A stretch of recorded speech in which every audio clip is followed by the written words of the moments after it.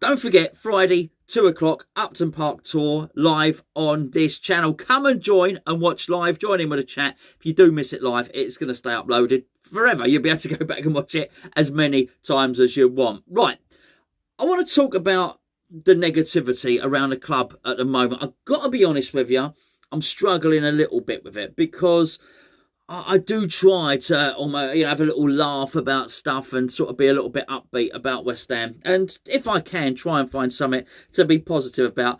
Now, don't get me wrong, I can have a moan up about the owners when the mood takes me. And I've probably spent quite a lot of the summer doing exactly that. However, despite the disappointment at not bringing in a striker, despite the disappointment about Liverpool, there is much to be positive about at the moment. And I just think over the last 2 or 3 days, I've probably done to death everything that's wrong. So I want to spend a little bit of time just going over what I think is right. And why I think, actually, we've got a few things to look forward to. I am mindful about doing this video on a match day. And come the end of this evening, we could lose to Aston Villa. And this positive message looks very silly. But I think it's really important that we don't appraise the job Moyes is doing and how successful or poor the team are on a match-by-match basis. Yes, that's football. You look at it on each individual match, but it is that thing about throwing the baby out with the bathwater. Just because we do crap against Liverpool doesn't mean we're a bad team. We've seen Moyes play crap before. I remember it. After the first lockdown last season against Wolves, we were awful. Newcastle as well was very, very bad. That Liverpool performance was as bad as anything I've seen in a little while. That being said, it was Liverpool. All right, well, Liverpool light. Almost Liverpool. Diet Liverpool, let's say. But we're playing Aston Villa today, and Aston Villa lost to Burnley a couple of games ago. I'm pretty sure Villa were more annoyed about that loss to Burnley than we were about Liverpool. Actually, I'm not sure. Maybe they handled that loss to Burnley, their fans, better than we handled it against Liverpool. I don't know. I'm not an Aston Villa fan. I'm pretty sure they've got expectation as well. But we are in 5th at the moment. And I understand the suspicion is that we tumble down the league. But maybe we don't. Maybe we're not just up the top of the table, up there in 5th, because of luck or a fluke. Maybe actually some of the things that we have said are true. Maybe we've got a really good manager. Maybe we've got an excellent backroom team. Maybe, just maybe, as I've said on numerous occasions, actually the system is king. What we do in the training ground works. I thought we were tired for that game against Liverpool. We're not be tired every game. Might be the rocket that the team needs to get up and start playing better.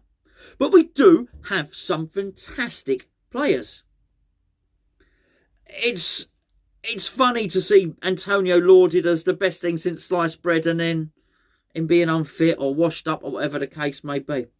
Maybe, as always, the truth somewhere in between. But I do think there's a lot to look forward to. I do think we got some really good things going for us. And I wanted to...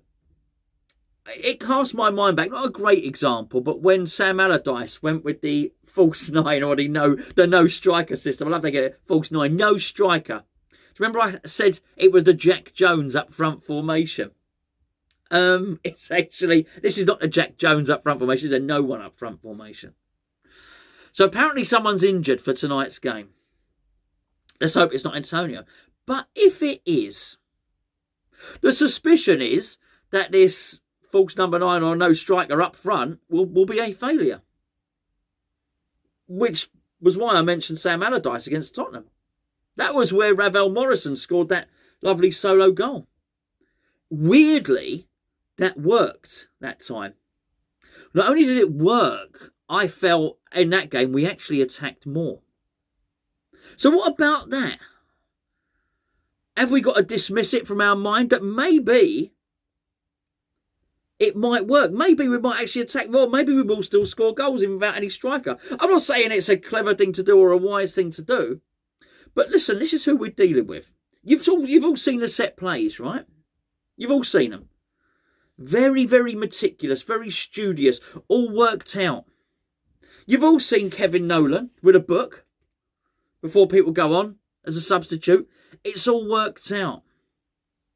I think the reason that you can take players out and put them in, I will use Balbuena for Dawson as an example, and notice little or no impact on the team, is because the players are incredibly well drilled. Well, if we do believe that the players are incredibly well drilled, it stands to reason, if we're going to employ a system that has no recognised striker, then that's going to be well drilled as well. That's going to be an effective, a good system. Might be effective, might not be good. But it will be planned. It's not going to be an accident. We won't get to a situation now. Moyes has talked about it so many times. We know the guy's thorough. Not going to get a situation where we lose Antonio and Moyes is not going to know what his plan is. Now, we might not like his plan. We might see it and think, oh, no. I'm certainly a little bit like that with Yarmolenko.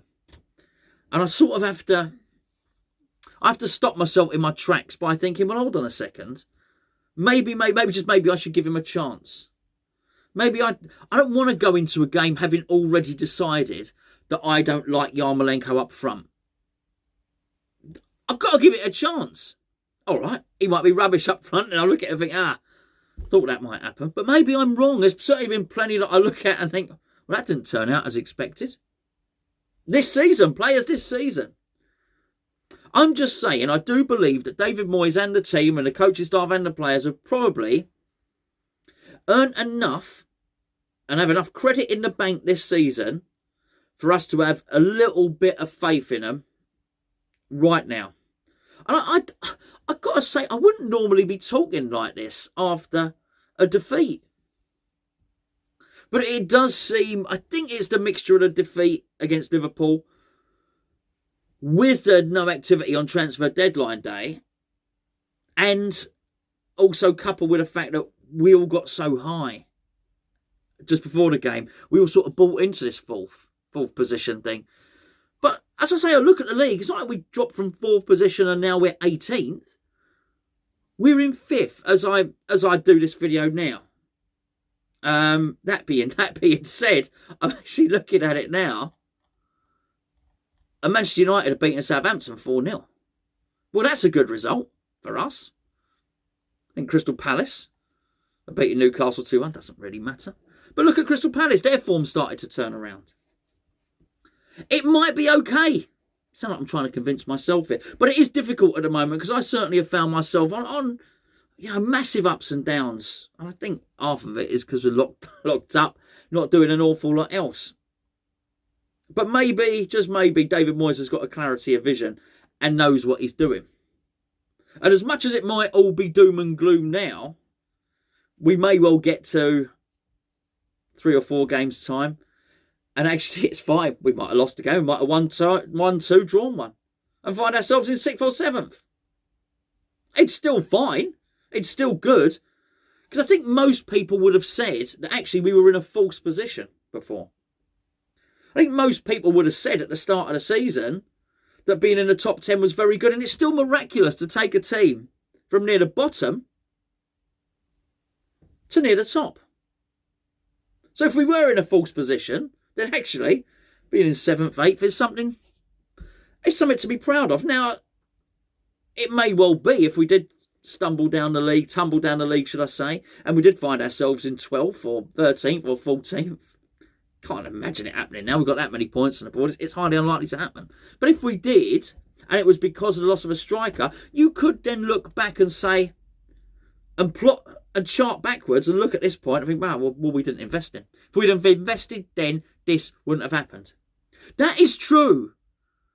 But it hasn't happened yet. I might have told you the story before. About the time when my wife pushed our daughter all the way to nursery school. She came back with a pushchair. I said, how'd you get on? And she said, oh, blimey, it almost rained then. It almost rained. If it had rained, I would have got absolutely soaked. But she was bone dry. And I do think there's a little bit of that now. We might not move down to 13th. We might not finish 4th. We're highly likely not to. But we might well finish 7th or 8th or something like that. If we do, I mean, that would be amazing. Because still, at the moment, we're above teams like Tottenham, Chelsea, Everton, Aston Villa. That may change, subject to change at the end of the day. Arsenal, Wolves. Wouldn't we have accepted at the start of the season if somebody had turned around and said, you'll finish above Wolves? I said, yeah, I'll have some of that. And that's the only, I said this is a positive video. That's the only note of caution that I would really like to add. And I do think it's a really good example of Wolverhampton Wanderers. David Moyes wants to work with a small squad. He's even said that. Either he's lying, is a complete puppet, or what he said in his press conference is true. David Moyes is speaking for himself. David Moyes openly said, I didn't want to spend the money. I didn't want to get just anyone in. I believe him. I do. I take him at face value. He wants to work with a small squad. Now, if you remember, Wolves famously worked with a small squad, and it worked really well for them. They even went through a European campaign with this small squad. Nuno Espirito Santo, he used very few players, and he said he liked it. He liked doing that. He liked to work with a small group, and it did work, and it worked very, very well for him up to a point.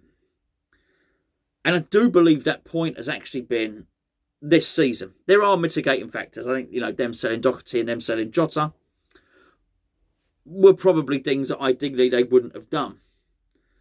But I do think the big hit that they've taken is losing their striker, Jimenez. That's really been massive for them. And I think therein lies their little signal of danger to West Ham that we really do have to be careful about, which is you can have a small squad. You can probably take Traore and put Podence in there. You can probably play Neves or Dendonka next to Moutinho. There are a number of things that you can do. But what you probably can't do is lose the focal point of your attack, which is exactly what's happened to them at Wolves. And as a result, they've struggled. I say struggled. They're not going to go down. But at the moment, we find ourselves in fifth, and Wolves find themselves in 14th position. And when I look at West Ham, I think there are a number of positions where we could probably cope with. I've already said centre half, someone else goes in, it's fine. There are a couple, I think, in our attacking midfield positions. Benrahma or Lanzini. Well, it's much of a muchness. Do I think Yarmolenko come in and do a job for Bowen? Yes, we brought Lingard in. Lingard can cover for Fornals or any one of those. Fornals could go in and perhaps cover for Souček on a single match basis. I wouldn't want to see lots of it. Fredericks for Soufal, as I said. Masuaku's out. It's all right. We've managed. But here's the real issue. You don't actually feel that Wolverhampton Wanderers have coped at all with Jimenez being injured. And that's the worry for West Ham. The worry is that Antonio would have that impact on us. But it is ifs and buts. It hasn't rained yet. That hasn't happened. And if it does, we might cope okay. Yarmolenko has scored lots of goals up front for Ukraine. Odobeko might get a chance, although I'm less inclined to believe he will. But maybe, just maybe, it works out okay. Moyes comes up with a plan. I am infinitely aware that this video could prove very, very old at about 10:15 this evening. Let's see what happens. We'll be back tomorrow.